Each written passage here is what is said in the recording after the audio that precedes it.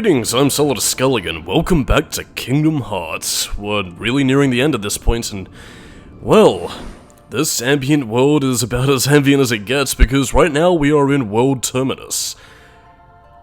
Basically, we're in for a bit of a gauntlet level here because we're going to be returning to some old familiar places, except with a strange ethereal twist as we traverse around this little area. I don't think it's entirely mandatory for you to do a lot of this because, well, again, as you're seeing here, we have these little orbs of light. Basically, you just go off in a clockwise, anti-clockwise. My sense of direction is terrible. But again, you have these pillars of light in the center, you go in, fight some Heartless, get some treasure chests and some decent stuff, and now it's time for some of the most dissonant summons you've ever seen for this part of the game. It's Bambi! This is... I could have picked a much better time to use this, but I needed to find a place to show this, and fuck it. World Terminus was about as good a place as any to show off what Bambi does, but basically, he drops MP balls, he drops health orbs, I think, as well. Actually, no, does he? I can't even remember. The point is that you get a lot of MP. To be honest, not really that useful, but though, kind of, since this is probably the only time where I get a lot of use out of stop, which in this area is quite useful because it's against the large bodies, who you can only hit from the back, because they're fat, and as we all know, fat people can deflect bullets, keyblade attacks, and magical weapon attacks from their guts. I mean, honestly, it's really not all that worth it, especially when you consider the Tinkerbell summon, which, you know, allows you to keep Donald and Goofy, so yeah, not really worth it. To discuss the environments a little bit, actually, for World Terminus. Again, as you can see here, we're back in Traverse Town, or are we? Well, not really. Basically, you have these barriers obstructing you to just this little arena here, so it's not as if you can go off and, like, travel to another part of Traverse Town. I guess, could you? Well, I guess maybe you're trapped in this little area. There might still be coding for stuff above there, but you can't jump over it because invisible walls, so yeah. And I mean, you do also have the end of the world theme, but the fact that these places are empty and the fact that you still have this very eerie portrayal of the world, it's actually incredibly cool, and part of what actually makes the end of the world one of my favourite segments of the game is because, again, all these areas that were lively, full of jaunty music and companions that we've met all throughout the game, they're not here. You're not here. And we're just travelling through places we've known, but no one's there anymore. Which, again, is a nice way of displaying the effect that the darkness is having. Like, I mean, these worlds haven't been consumed by darkness, but again, all these areas that have been afflicted by it have been, in some way, taken as a part of the whole, so I don't know, it's just really cool. I suppose if I can compare it to anything, and kind of apropos really, is the Nowhere segments of Silent Hill 1. And I mean that game specifically because, well, that game in particular used a lot of other areas to create this mishmash of, you know, extra-dimensional worlds that are slowly shifting together, and again, like, while I would say that the end of the world isn't quite as, you know, fully fleshed out as what Nowhere was in Silent Hill 1, it is actually a really cool world just for the visual aspects alone. Like, I mean, look at it here, we're fighting in the Olympus Coliseum in the, well, nighttime. Aesthetical difference though it may be, it's just cool, man. And of course, we need to get our use out of Mushu. This entire thing was basically just my excuse to use as many summons as I possibly could, because we might as well remind the audience that they are fighting along with us. This is the final battle, and we gotta fight our heart out with all our friends. But yeah. And given the frequency of the attacks, yeah, Mushu isn't quite of much use. I will say though that it is slightly better here than it is in Chain of Rechain of Memories actually, because in Rechain of Memories, you basically enter like this little like first-person shooter kind of thing, where you basically like use a targeting reticle to have Mushu shoot your enemies down. Yeah, whatever. Yeah, probably should have gotten Sora's cheer actually, but that would require going back to 100 Acre Wood, and fuck that. Although we will be seeing a little bit of that in the World Terminus. I suppose if there was anything else I could say about World Terminus while it's still here is that I probably would have done a little bit more with the concept, but again, I suppose for like a final game area and considering how much Kingdom Hearts 1 already has in it as is, I can't really complain. Though I suppose, again, if I can complain somewhat about the later series, well, again, they do have similar areas to this, but I don't feel like any of them ever quite hit the same sort of like, grim finality levels as Kingdom Hearts 1. I mean, Kingdom Hearts 2 does come close, albeit it's going for a different vibe, and Kingdom Hearts 3 does have the final world, which, again, is excellent.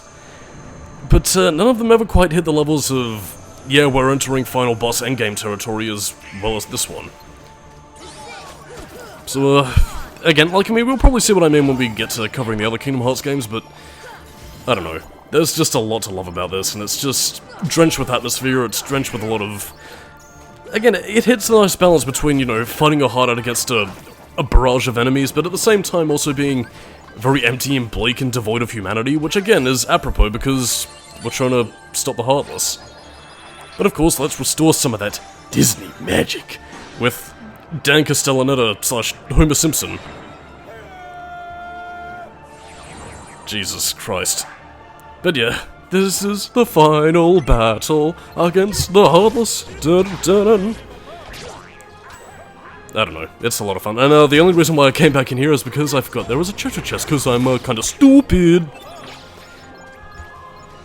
But yeah, that's pretty much the only reason why I came back in here. I suppose you could also use this as an opportunity to grind right before the final boss, but again, if you've been battling against the, well, the super bosses, you probably don't really need this. But then again, this is also a good point for you to grind, I suppose, if you want to comb over the whole level again, get some red treasures, and stockade up, and of course, you know, just grab the best items. There we go, there's the ticker. What do we get for our rewards? A Froth Gem. Oh, so I suppose you could also use... Oh no, wait, I was thinking of something else for synthesis, because I was thinking about the one of the special Heartless you get in, I think it was like Monstro, but yeah, I've already showed that off. So, never mind. And just thinking about it right now, actually, I think you can... Like, I mean, if you don't want to go through all this, grinding malarkey or just skip over the treasures or whatever, I think it is entirely possible for you to, like, completely skip over these areas and just get right to the end. But again, I've never done that, so I'm not sure if you have to go through all these in order to unlock the pathway beneath, or if this is just something you can basically just skip over and, you know, head right to the next area, because while this does lengthen the video quite significantly, it is also possible for you to, well, just get to, well, that's kind of tricky, because I mean, it is a boss fight, but there is a lot of trivia and context that might seem kind of like thrown in for the sake of itself, but again, ties in with Kingdom Hearts development history that I think is more appropriate to be tackled when we get there. I mean, I already talked about the the Ansem-possessed Riku fight earlier, but I'm talking about another boss entirely, so we'll cross that bridge when we get to it.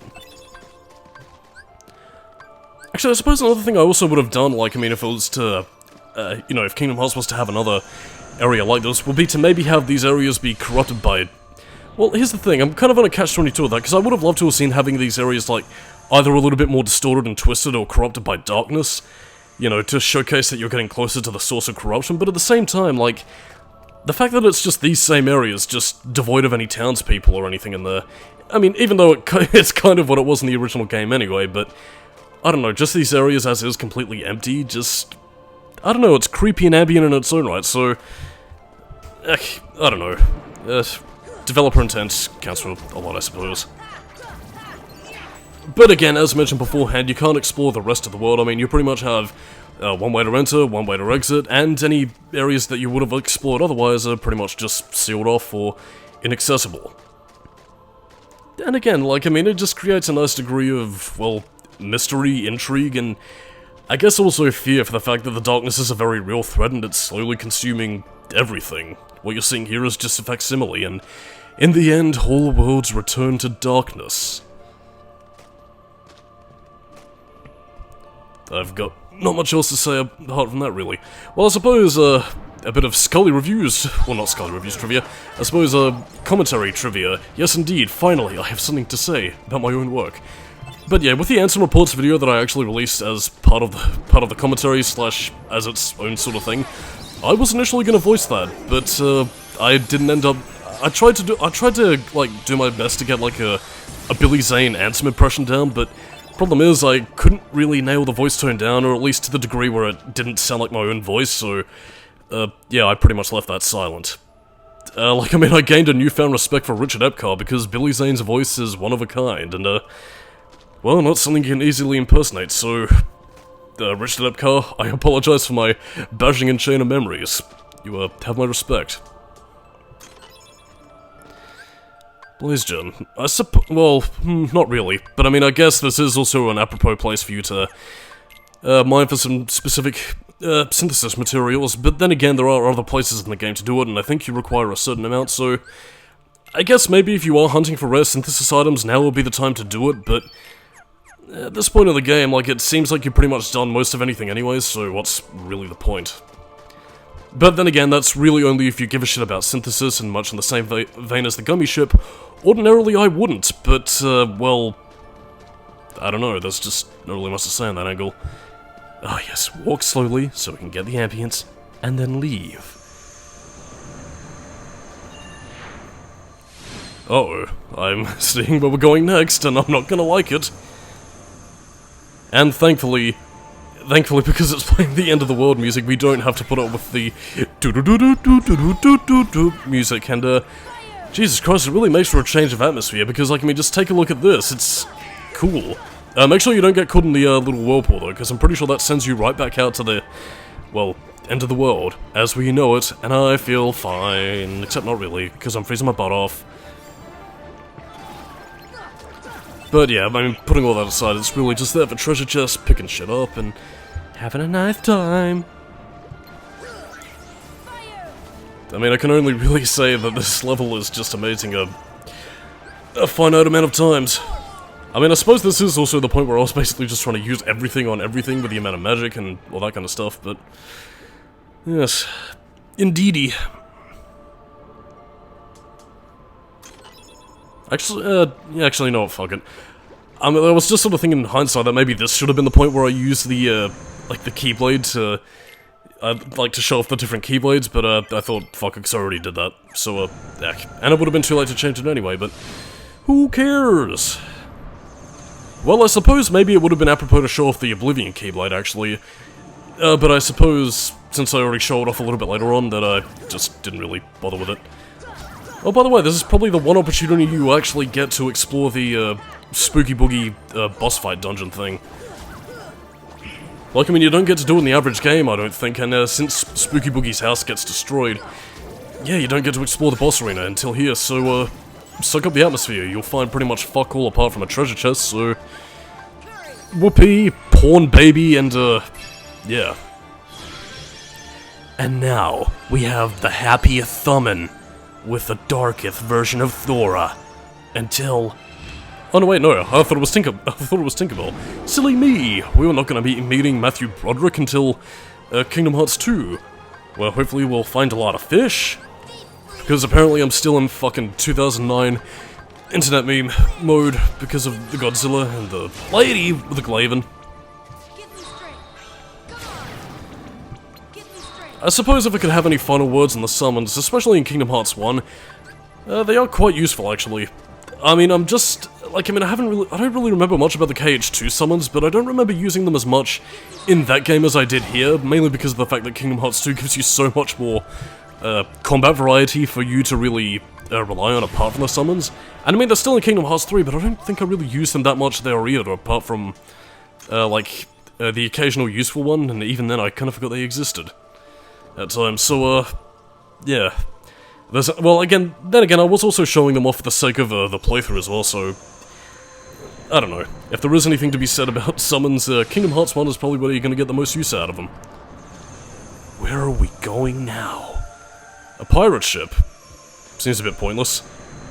Oh, I don't want to go there, but we have to. For the treasure! I believe we get the mighty shield from here, which is simultaneously one of the better and worse looking shields that Goofy can get. Also, in another difference that you can tell the difference from Neverland. In Neverland, you can fly, you can fly, you can fly, Australia, Australia, whatever the fuck that operatic shit was. But here, we cannot, for we are in the realm of darkness, where there is no flight. And thus we are bound to the laws of reality, or dark reality. Yeah, that's pretty much all we can do here. We ain't able to fly no more, 'cause we ain't got pixel dust. There it is. Actually, Yeah, I think I do show it off, actually. We got the mighty shield, even though we have Save the King, which is Goofy's best shield. Save the King, and the mighty shield, which looks fucking piddly and pathetic. Like, I'm pretty sure Goofy's base shield looks a little bit more sturdy than that thing. Even though it looks like some sort of, like, futuristic 1950s... Oh no! We gotta save the people. I don't know, I'm just filling the time here, really. I don't think you got... Oh. Well, never mind. Oh no, a firmer save room! Actually, no, I think that might have been the other one, actually. Ugh, whatever, it's all so confusing. Well, yeah. The only labyrinthian place you can explore. Anywhere else is either blocked off or barred with a piece of wood, because fuck effort. I think. Heck, whatever, this was all kind of meaningless. Just like the light. But now we get to the final bit of World Terminus where the save point is. And actually something I kind of wish they did a little bit more of. Here we are again in 100 Acre Woods. But nobody's there. No Winnie the Pooh. We have a treasure chest, but that's pretty much it. I don't know, like, I mean, there's something to be said about, like, this childhood whimsical place that's just been completely emptied and devoid of anything. I mean, I suppose it does kind of tap into that childlike fear of being left completely alone. Which, I mean, I suppose is kind of apropos since, you know, Winifred Theses was missing his friends, so... yeah. And anyway, now we continue on to Hollow Bastion. In an area we don't actually get to see in the main castle, but we can explore here. And I'll explain a little bit more when we get into the room itself, but this is actually of some importance to, well, actually the current game, so... yeah, this one-off room that we had no idea what the fuck was going on in Kingdom Hearts 1 has now been brought back with a vengeance. Unfortunately, because I used stop, we have to wait for them to get unstopped. There we go. Now, this room in particular comes back in Kingdom Hearts Melody and Memory, which at time of recording is the latest game. I believe it was actually given some importance in Union Cross as well, but basically Ansem recreated this based on events from many years ago. This is basically a memory/life pod, which is, again, to slightly spoil things here, this is how Ansem sent Kairi to Destiny Islands. What his reason for doing that was, we won't find out until Kingdom Hearts 4, I think. Because, I mean, Melody and Memory did tease it, but, well, basically, there are things to come. Obviously, there was barely a twinkle in Tetsuya Nomura's eye when he was writing this, but, yeah, this room provides a lot of importance, and I am very curious to see what this room is about. I might have to actually do a bit of research into Kingdom Hearts Union Cross's, like, storyline, because I believe, at least at this point in recording, that's pretty much all been wrapped up, so... unless I either do a movie explaining this, I'm pretty much just gonna comb over the cutscenes and absorb more of that luscious lore like this, which is basically, my lifeblood. Anyway, to discuss this is pretty much discussing the whole Seven Princess of Hearts, Door of Darkness, Door to Light, and of course, well, explaining that, yeah, what we're about to encounter is not Kingdom Hearts, but instead a place that will lead to the darkness, which Ansem believes to be Kingdom Hearts. Who would be right and who would be wrong? We'll have to find out. But yeah, I probably should have voiced that, but fuck it. I think my summary was good enough. Well, that was kind of exhausting, but we got an elixir, which will revive me. And yeah, the enemies only spawn once you read that once. If only we could crawl into one of those pods and fly away, lesbian Sora, or should I say, homosexual Sora, dreaming of Riku as he goes to sleep. Which is probably all I'm gonna say when it comes to dream drop distance. Oh boy. But in any case, that's pretty much all she wrote for this area. We can't go over there because there's a Heartless symbol there. And of course, clear out this area. And what's behind us is an empty world. Where does it lead? Who knows? And again, I don't know if you just have to clear the Hollow Bastion segment or all of them to let this open, but anyway, let's find out who's on the other side. Yahoo!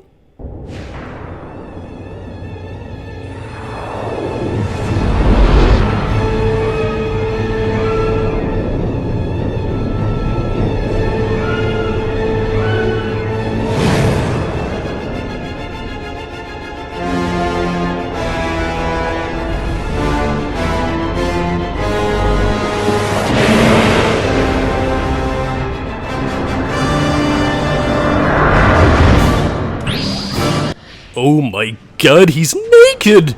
And, yeah, alarmingly so. But anyway, this is Chernobog / Satan from Fantasia / The Night on Bald Mountain musical. And one of the reasons why you might think he's just so haphazardly thrown in there for the fuck of it, no, because Chernobog here was initially meant to be the source of all Heartless and the game's final boss. Like, I mean, before Ansem's Secret of Darkness was ever a thing, he was meant to be the source of all Heartless, which you can actually kind of see in his design. Like, I mean, there's pure darkness and you can see the glowing golden eyes, and honestly, it's actually kind of interesting. And, correct me if I'm wrong, but I don't think it was originally in the Japanese version. I think I might be wrong on that, but anyway. Anyway, let's show the Lord of Darkness, who's only susceptible to stop for a little bit, who's Bath. That's right, everybody. Sora killed Satan. Evil is dead forever. Take that, Doom Guy.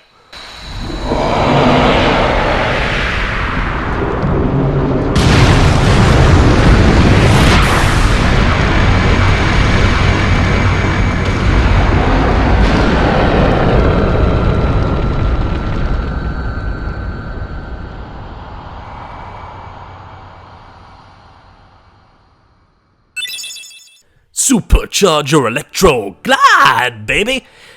And, yeah, now we get Super Glide. Press the square button and we can practically, fly faster, albeit with a lower descent rate. To describe it, it's basically like trying to glide as Knuckles and Rouge in Sonic 06, so, not really too much of an upgrade in other worlds, except for Neverland and, here, where you're basically floating around this pool of darkness. But anyway, since we defeated literally fucking Satan, now we can descend down into the, cooled down volcano. And what we're going to be seeing here is actually another cool facet of the end of the world segment. I do believe this is actually susceptible to change, like depending on what sort of world order you went through, or what keyholes you did or didn't seal, but you know what, just take a look inside here. Again, no enemies are going to be seen here, but we get this nice little tapestry of, well, destroyed worlds. This one right here, I believe, is Sleeping Beauty, with all the vines, I believe, stuff that also leads to the castle. Yeah. And, again, you're just getting a good look at the effect that darkness has had in the worlds, and the worlds that are pretty much have been ravaged beyond repair, and, make an appearance in Birth by Sleep 2.0 / Fragmentary Passage. God, what a fucking mouthful that is. Again, I do think this is susceptible to change, because I remember on one of my playthroughs you could actually see, Castle of Dreams, the Cinderella world that was also in Birth by Sleep. I'm not sure about any other variants though, but again, I think you do get specific ones depending on what you do or choose not to do. But then again, those are very mild elements that I don't quite have a lot of experience with. I do know that Snow White is one of them. I think it might be this one, actually. Because you get to see some of the, haunted trees, I think, and the dwarf woodlands. But anyway, that's pretty much all the ones we get to see here, so, let us progress onward to the final gauntlet. And of course, it's our old friend, Blue Flames McGee. But don't worry, with our powers combined, our trinity will stop him! And I'm not sure if I talked about this last part actually, with a lack of fuck all to talk about, but yeah, at time of recording, the Matrix Resurrections had a trailer released. And you know what, unlike anything else, I am actually slightly more interested in that movie than I initially thought I was. I was actually quite a bit skeptical of what they would do for like a fourth Matrix movie, but that trailer kind of sold me on it. I mean, it does help that they have Lana Wachowski working on the movie, which is, you know, something that eases my fears more than what would have been otherwise with, you know, some hacky fucking postmodernist movie director taking the reins instead, but hey, it's got the original creator on board, so I'm interested to see where it goes. Anyway, back to things Kingdom Hearts related, although a Matrix world in Kingdom Hearts would be nice when Disney inevitably acquires Warner Brothers, and trust me, you know what'll probably happen at some point in like 10 to 15 years, maybe give it 30, if we're gonna be absolutely generous to Warner Brothers, so fuck it. But anyway, basically, fight your way through the Invisibles, fight your way through a bunch of other enemies, and basically watch the Heartless emblem slowly crack away as we get to the, well, final sanctum, where it seems, budding pal Riku resides. Because, man, as I mentioned earlier, the end of the world is on the precipice between the Realm of Darkness and, well, the waking world. But we gotta fight our way through hell and Kingdom Hearts I have no idea what the fuck I'm singing, that's just the vibe it gives me, and again, it speaks well to the game's atmosphere that it's able to pull this off really well. Also, I fucking love stop magic. I'm gonna use it a lot more often in my future Kingdom Hearts playthroughs. Again, I will say that this segment is a little bit tedious, but again, this area does prove fruitful, not just for, you know, synthesis grinding, but also in a few other aspects, namely that we encounter a certain special enemy that you'll be seeing in the penultimate part coming up next time. So, yeah. I mean, it's an enemy type that you are required to grind for synthesis, but at the same time, it also wasn't in the original Kingdom Hearts. It was only ever seen very briefly in the secret movies, so, yeah. I got a special treat for you. That was probably a little bit more pornographic than I was expecting that to sound, but... whatever. I want to finish this, goddammit. We're finishing it tonight, goddammit! Or at least, hopefully I will. Otherwise, I'll finish it tomorrow, which would be anticlimactic as fuck, but, Anyway, not too long to go now. Just got to finish off this invisible who's delaying the inevitable. Whenever it, like, I mean, the only real annoying thing about the invisibles is when they have that no, you can't hit me phase. But, aside from a meaty health bar, they go down pretty quick and are decent enemies to fight for this point in the game. Let's die already, we must be destroyed. And at long last, we can finally access the final sanctum. And again, that is quite genuine actually. After this point, it's pretty much a point of no return actually. Stock up for the final boss and get ready for hell, but we've got one last thing left to do. The ultimate weapon. So on that note, I am Solidus-Skully, keep it new metal, and next time on Kingdom Hearts, we'll be ready for the penultimate part. Catch you next time.